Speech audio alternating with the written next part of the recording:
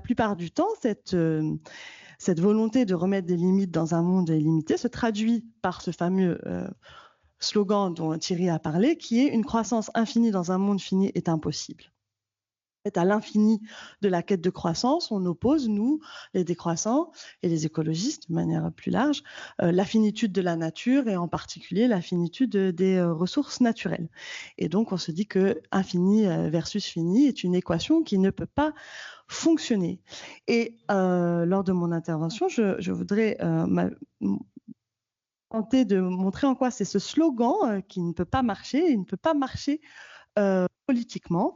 Et donc, je voudrais faire un plaidoyer en faveur de l'abandon de ce que nous, décroissants, nous avons peut-être produit de plus connu sur ces 20 dernières années, en dehors de notre cercle restreint. C'est peut-être voilà, la pensée phare qui nous représente à l'extérieur. Donc, c'est ambitieux, mais c'est pas mon idée. Hein. Il y a d'autres penseurs de la décroissance, des penseurs de la décroissance qui l'ont porté avant. À la Maison Commune, ça fait longtemps que ça fait partie du socle du commun sur lequel on travaille, mais c'est aussi des penseurs de l'école de Barcelone ou l'école méditerranéenne de la décroissance, Giorgio Scali, Onofrio Romano, j'aurai l'occasion de les reciter. Donc voilà, je me fais aujourd'hui le porte-parole de cette pensée, puisque c'est mon rôle, puisque en plus d'être chargée de plaidoyer, je suis au petit porte-parole.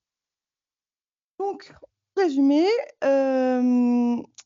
il va s'agir d'essayer de conserver, de faire de la décroissance une pensée des limites, tout en remettant notre slogan habituel qui est censé incarner cette pensée des limites, et de le critiquer parce qu'on le trouve insuffisant politiquement, et on pense que nous, il n'y a pas de décroissance sans politique, donc c'est là que c'est important. Donc, pour étudier un peu plus profondément ce slogan, afin de mieux le critiquer. En fait, sur quoi il s'appuie sur ce slogan? Il s'appuie sur ce qu'on appelle nous le dégât des lieux, c'est-à-dire les constats en fait. Si on continue ce slogan, on dit une croissance infinie dans un monde fini est impossible parce que les dégâts écologiques sont trop importants, enfin sont trop coûteux. Et donc c'est un discours qui appelle qui mobilise en fait toute une série de faits. Hein, enfin voilà, des faits. Moi j'ai encore reçu très récemment un mail des Amis de la Terre qui citait justement ce slogan et qui disait que voilà, ce slogan était né 50 ans avant et aujourd'hui, à l'heure où les écosystèmes se dégradent, où la biodiversité s'effondre, je cite, où les températures s'emballent, il était temps de le mettre en œuvre. Et bien sûr, il nous a appelé à donner de l'argent puisque si nous-mêmes, nous ne pouvons pas nous mobiliser, ils peuvent le faire à notre place. Mais voilà, il y a vraiment cette mobilisation des faits et, qui est très courante dans le monde écologique et chez les décroissants. Et on va s'appuyer sur, et là je vais passer assez vite, mais sur une série, parce qu'on les connaît tous bien, sur une série d'indicateurs qui vont nous montrer qu'effectivement le niveau actuel de nos activités humaines est écologiquement insoutenable et que du coup il faut qu'on plaide pour une décrue économique, une baisse de l'extraction, de la production, de la consommation et des déchets pour revenir à un niveau d'activité humaine qui serait soutenable écologiquement. C'est comme ça qu'on le défend. Et donc, dans cette série d'indicateurs, on les connaît, ça va être les limites planétaires, on va dire que voilà, il y en a déjà 6 de dépassés, on va s'appuyer aussi sur l'empreinte écologique, qui dit que s'il fallait vivre, si tout le monde vivait comme les Français, eh bien, il y aurait besoin de 2,8 planètes, hein, donc ça montre que la pression qu'on exerce sur les ressources naturelles est trop forte, ce qui fait que notre jour du dépassement en France, et je crois cette année le 7 mai, il me semble, et dans le monde entier le 1er août. Donc voilà, à partir de ces dates-là, on puise dans des ressources qui ne se renouvellent pas. Donc voilà, on s'appuie sur ça, généralement, les limites planétaires, l'empreinte écologique et le jour du dépassement. C'est pas nouveau pour nous, c'est un peu plus nouveau, on va dire. Ce qui est un peu plus nouveau ces dernières années, c'était avant qu'en fait, ce n'est plus du tout l'apanage des écologistes de tenir ce discours. J'ai vu récemment sur LinkedIn, parce que maintenant on a un compte LinkedIn à la MCD, que quelqu'un avait fait un post pour remercier TF1 d'avoir fait un reportage si éclairant sur les limites planétaires. Donc, je veux dire, quand même, TF1 fait des reportages sur les limites planétaires, c'est quoi, voilà. C'est démocratisé, je pense, c'est le moins qu'on puisse dire. Donc voilà, c'est plus le discours par les faits et par les indicateurs écologiques ne nous est plus réservé. Et pourtant, il reste tout aussi inefficace politiquement, puisque ça a beau être c'est démocratique, mais ça, je laisserai Michel en parler cet après-midi. Ça fait quand même assez plouf. On a beau être face aux faits, les choses ne changent pas. Mais je ne vais pas développer cette partie-là. Je voudrais juste repérer, moi, plutôt, quelles sont les implications politiques de s'appuyer sur des faits et de s'appuyer sur les indicateurs écologiques. J'en ai repéré deux. Enfin, on en a repéré deux, et là, je voudrais... la première, c'est que la première implication, c'est que si on dit une croissance infinie dans un monde fini est impossible, quelle conclusion on va en tirer? La première, c'est qu'on va en tirer la conclusion que tout va s'effondrer. L'effondrement, il nous inquiète, on en parle très régulièrement, et donc il va devenir très vite une nécessité, il va être inéluctable, inévitable. Ce discours de l'effondrement, nous, on partage. Enfin, on voit à quel point c'est intéressant de s'intéresser au fait que y a des seuils et que quand on dépasse des seuils, on provoque des dégradations irréversibles et qu'un retour à l'état initial est inenvisageable. Et donc, si on veut défendre la décroissance comme étant une politique des limites, ça représente une pensée des limites, une pensée de certaines limitations, la limitation par l'irréversible, qui est intéressant. Donc, on va admettre, nous, qu'il y a des dépassements qui ont été si loin et que même en cas de retour en arrière, plus jamais les conditions préalables ne pourront être restaurées. L'effondrement, en fait, c'est quand on a tellement dépassé les limites qu'on a sapé les conditions de continuation. Et plus on retarde, plus on sape les conditions de possibilité de retour en arrière et de continuation. Mais du coup, il y a une partie de ce constat qui va me mener à l'attitude politique qui consiste à dire qu'en fait, il est déjà trop tard pour agir, que l'effondrement est inéluctable. Bonjour Rose. Et que l'effondrement adviendra quoi qu'il arrive. Alors, on m'accuse souvent, quand on dit ça, d'être caricatural, mais moi, j'ai fait, par exemple, un débat il y a quelques semaines avec quelqu'un de l'Institut Momentum lors de l'Agora de la décroissance, qui tenait tout à fait ce discours en disant que l'effondrement menacé, il était trop tard, que nous ne pouvions pas agir politiquement, que personne n'allait nous écouter, que du coup, nous pouvions nous replier sur des alternatives concrètes, faire un petit peu un jardin dans son coin et attendre l'effondrement, et qu'après coup, il serait possible peut-être de construire quelque chose d'autre politiquement. On évacue la volonté politique avant l'effondrement et on la fait revenir après l'effondrement. Éventuellement, il serait possible d'agir de nouveau politiquement. Ou une autre encore qui va peut-être plus loin dans l'inéluctabilité de l'effondrement. J'ai trouvé en dessous d'une vidéo YouTube, où est-ce que je l'ai mis, quelqu'un qui commentait, qui disait que non seulement l'effondrement lent, rapide, peu importe, n'est pas une éventualité et n'est pas évitable, donc c'est quand même ça, inéluctable, mais il est même souhaitable, vu l'impact des machines sur le lien social et l'extermination des espèces. On aurait dû modérer nos avis et réfléchir avant, maintenant il est trop tard. Donc on a quand même cette pensée de l'effondrement peut mener à cet impolitisme qui fait qu'on ne peut plus agir politiquement et nous n'avons plus qu'à espérer l'effondrement. Ça pose problème de dire que l'effondrement est une nécessité.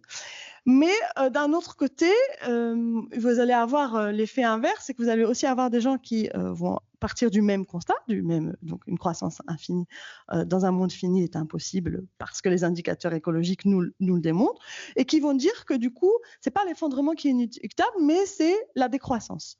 Ça m'est très souvent arrivé en conférence des gens qui lèvent la main après, puis qui mettent des doutes sur est-ce qu'on va réussir à décroître, comment on va faire, etc. Puis il y a souvent quelqu'un dans la salle pour prendre la défense de la décroissance ou de l'interlocutrice, pour dire mais de toute façon, on n'a pas le choix. On n'a pas le choix, c'est la seule réponse possible face aux dégâts des lieux, ceux qu'on a évoqués avant. On n'a pas le choix, il faut y aller. Alors c'est toujours un petit peu difficile de remettre en cause, puisque ce discours-là prend la défense de la décroissance, mais il faut réfléchir à ce que ça veut dire. Qu'est-ce qu'on n'a pas le choix? Ça veut dire quoi? On n'a pas le choix. il y a un gros problème parce que si on dit qu'on n'a pas le choix, que la décroissance est une une stratégie de gestion du désastre qui est une réponse au désastre écologique, et ben en fait on en fait quelque chose de subi et non pas de choisi. Et politiquement, c'est qu'est-ce qu'une décroissance subie plutôt qu'une décroissance choisie. Donc nous défendons qu'il faut de nouveau faire de la décroissance une affaire de choix et que ce ne sont pas les limites naturelles qui nous imposent ce choix en faveur de la décroissance. Nous sommes décroissants par volonté, pas par contrainte. Nous sommes décroissants par goût des limites. Et on propose toujours un exercice pour tenter de matérialiser ça, qui est un exercice d'imagination, qui est de se dire, quand bien même nous ne ferions pas face au bouleversement écologique en cours, quand bien même les ressources naturelles se renouvelleraient de manière magique, perpétuellement, on ne serait pas confronté à la finitude des ressources, bien, il faudrait se poser la question, serions-nous quand même décroissants? Voilà. Quand j'ai posé la question à ma grand-mère, elle m'a dit non. J'ai dit si. Nous, on dit oui. Donc, elle dit, ben, nous, on serait quand même décroissants parce qu'en fait, il y a des limites sociales et politiques à la croissance. Et je crois que, enfin, Valéry Giscard d'Estaing l'a dit mieux que moi. Donc, voilà, nous, en étant la critique de la croissance, au-delà d'une critique écologique, il y a des limites sociales, donc qui sont la colonisation de nos imaginaires et de nos modes de vie. Serge Latouche le disait déjà, il parlait de la décroissance comme décolonisation des imaginaires. Donc on reprend ça à notre compte. Et donc c'est parce que c'est ce que disait Thierry en intro, parce que la croissance n'est pas seulement un phénomène économique, mais c'est aussi un monde avec des valeurs, des modes de vie que nous trouvons absurde et dont nous ne voulons pas. Et là, ma grand-mère me répond, oui, c'est vrai qu'on vit bêtement. Donc, elle est convaincue par ce que j'ai dit. Et c'est ce que dit, en fait, Valéry Giscard d'Estaing. En parlant, j'ai noté, il dit conditions d'existence inhumaines, rythme inhumain, humainement insupportable, etc. Enfin, voilà, et donc, on ne peut pas donc limiter la décroissance à une stratégie de gestion du désert, puisqu'elle est aussi voilà, une décolonisation des imaginaires et puis une repolitisation, puisqu'il y a des limites politiques à la croissance.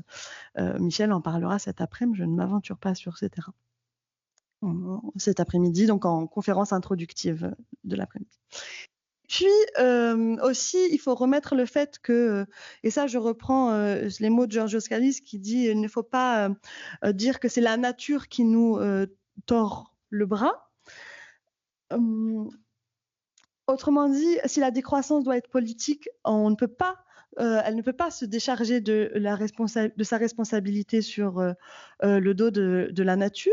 Et je vais prendre deux citations qui illustrent bien ces arguments. Donc, un de Onofrio Romano, qui est un penseur italien qu'on aime beaucoup à la MCD, qui dit « Nous demandons à Sa Majesté la nature de faire à notre place le sale boulot, balayer un mode d'existence contre lequel, évidemment, nous reconnaissons n'avoir à opposer aucun argument politique. » Et Giorgio Scalise de dire dans son livre dont j'ai oublié le titre, Éloge des limites,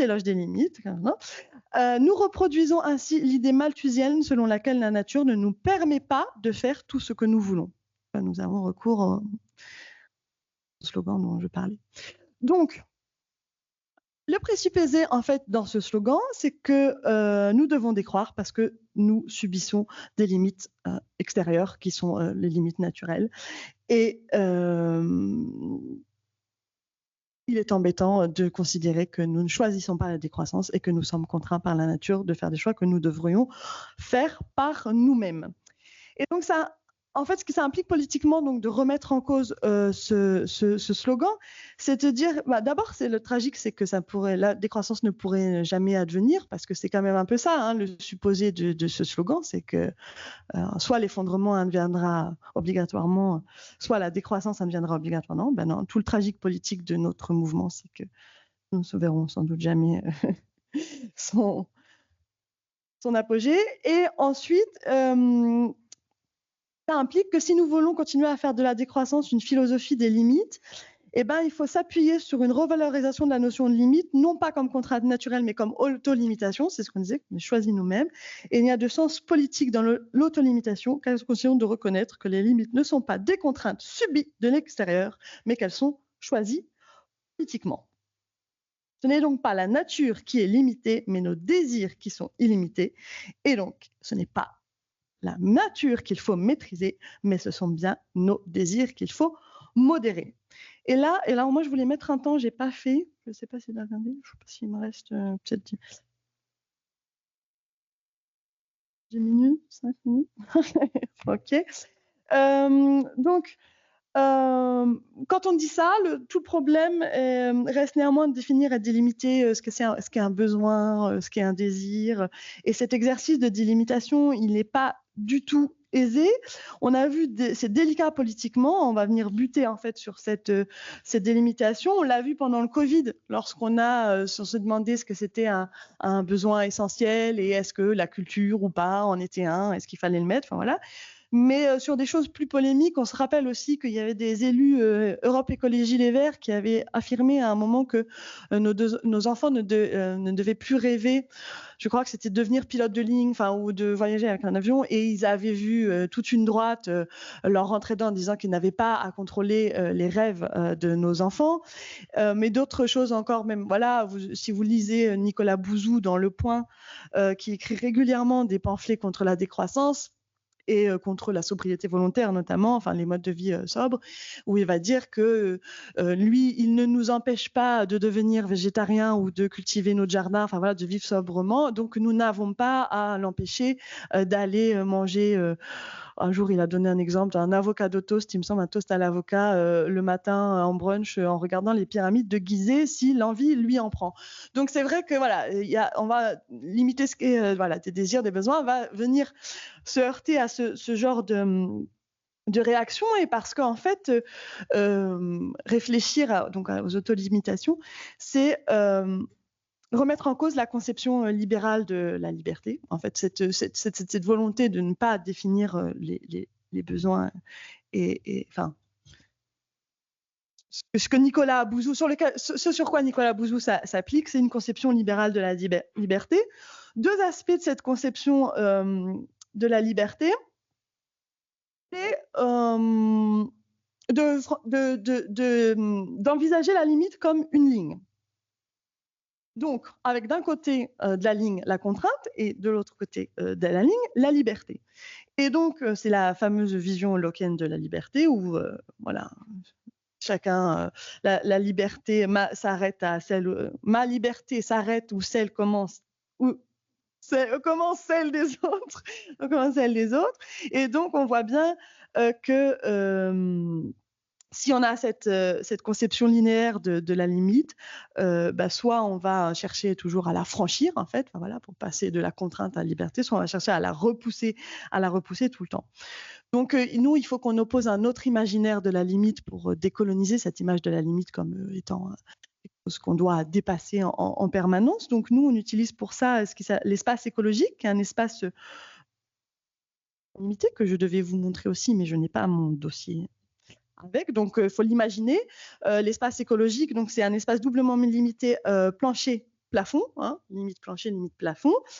C'est un espace qui nous vient, Thierry l'a mentionné en intro, des Amis de la Terre, et qu'on trouve vraiment fécond parce qu'il permet de dédoubler, au lieu de le penser comme une ligne, de dédoubler toute réflexion sur la limite.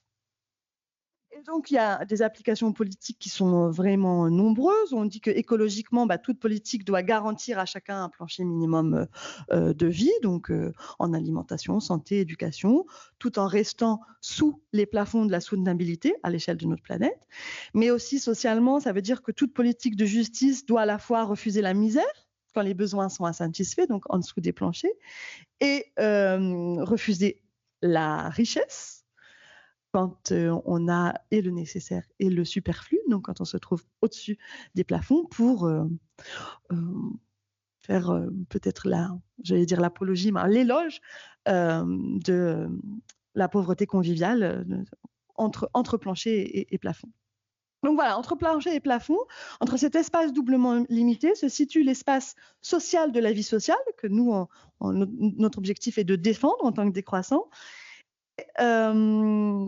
En dessous et au-dessus de ces planchers et plafonds, toute vie est hors du commun. Et donc pour les décroissants, la liberté est d'abord la conservation, l'entretien et la protection de cette liberté socialement vécue. Et cette liberté socialement vécue ne peut être prouvée par les choix d'autolimitation dont je parlais tout à l'heure. Et cette autolimitation n'est pas pour nous vécue comme des contraintes, des annulations, mais comme la condition même de notre émancipation. Cela ne peut se comprendre que si l'on remet en cause un deuxième aspect de la définition de la liberté libérale, où la liberté serait en fait la capacité à s'arracher à la nature, à dépasser les contraintes naturelles et humaines, à s'affranchir de ce qui fait nécessité. C'est en fait la liberté comme ligne et la liberté ensuite comme délivrance. Et c'est un auteur qui nous l'indique très bien dans un livre qui s'appelle Terre et Liberté, il s'appelle Aurélien Berland. Je sais que tu vas en parler, Jérémy, après, je fais très vite là-dessus. C'est une conception qu'on peut retrouver même au sein de nos milieux anticapitalistes, parce que, en fait, la liberté comme délivrance, et là j'ai la photo, je crois, la liberté comme délivrance, c'est permet la reproduction des dominations en faisant faire. Ah, j'ai la photo. La liberté comme délivrance, c'est un exemple que j'ai trouvé la dernière fois à Caen. Je ne sais pas si vous voyez. Il dit, c'est une camionnette de Monoprix, monoprix.fr, les courses en ligne, et ça s'appelle la livraison qui vous délivre. Et donc, la livraison qui vous délivre, c'est exactement ça, c'est exactement la conception libérale de la liberté par délivrance, c'est-à-dire la possibilité de faire faire par d'autres ce qu'on devrait faire soi-même. Et donc, c'est une des manières de voilà, précisément ce que font les dominants depuis très longtemps. Comme j'ai pas le temps, je passe là-dessus. En plus, je sais que donc Jérémy va en parler, je crois, de cette manière de faire comme une vie limitée comme condition de notre émancipation et voilà l'autonomie et la reprise en charge des tâches contraignantes comme condition de l'émancipation. Je m'arrête donc là.